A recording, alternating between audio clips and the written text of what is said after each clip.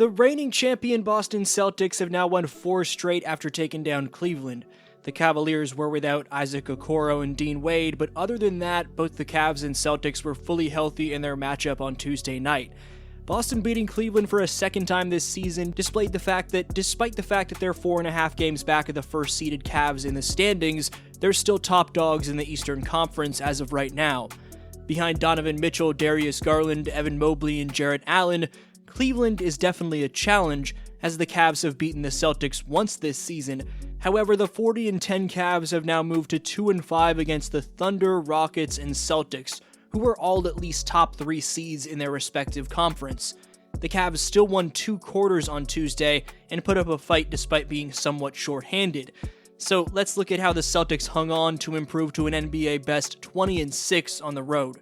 Right quick, over 80% of you watching right now are not subscribed, so if you're in that percentage, please subscribe, splash thumbs up for the YouTube algorithm, and follow at DflowHoops on Instagram and X for a follow back. Appreciate your support tremendously. Back to the content. The Celtics starting the game out by dominating the first quarter 28-15 was crucial for them in this win against the top-seeded Cavaliers.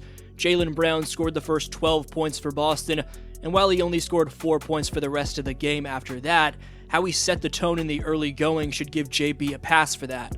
How Brown started off the game by wreaking havoc on the Cavaliers' NBA 8th best defensive rating was a key part of them establishing a 13-point advantage after one.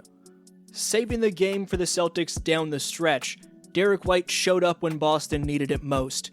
D. White's Stephen Curry-esque ability to let it fly and drain it in heavy traffic is incredibly underrated, and he showed you how lethal he can be against the Cavs. D. White seems so comfortable letting it fly even well beyond the 3-point line. In 2 games so far this month, against Philadelphia and Cleveland, he's shooting 52.5% from distance on 10.5 deep-range attempts per game. Against the Cavs, in the fourth quarter alone, White posted 14 points on 5 for 6 field goals made, including 4 3-pointers.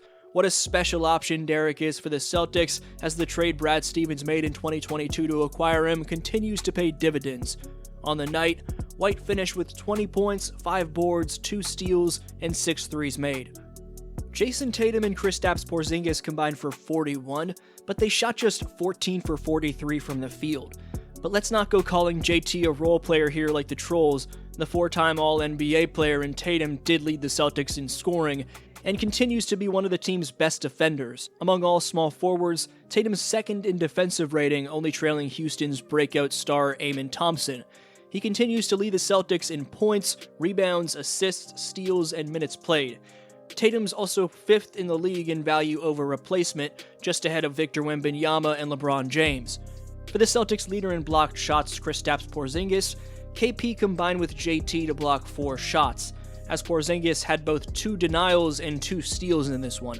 Over his last 3 games, Porzingis has swatted 11 shots, and he's averaging 1.6 of them per game on the year, which would be 7th best in the league if he had the games to qualify. Al Horford, Peyton Pritchard, Luke Cornett, and Sam Hauser deserve some credit for combining for 30 points off the bench. For the Celtics overall, despite having some struggles to win group stage games during the NBA Cup, and while they were around 500 for a decent portion of this season, how they've picked it up as of late speaks volumes to how this team is coming together. The man in charge with the highest win percentage by a coach of all time in Joe Mazzulla continues to do a great job of running the offense and keeping everyone in their roles. Mazzulla's managing the rotation well, even with how challenging that is given the Celtics' depth. The coaching staff overall, with former player Sam Cassell as the lead assistant, seems to be fluctuating as well. Let me know your takes on the Celtics down below. This was your boy D-Flow, and I'll see you next video.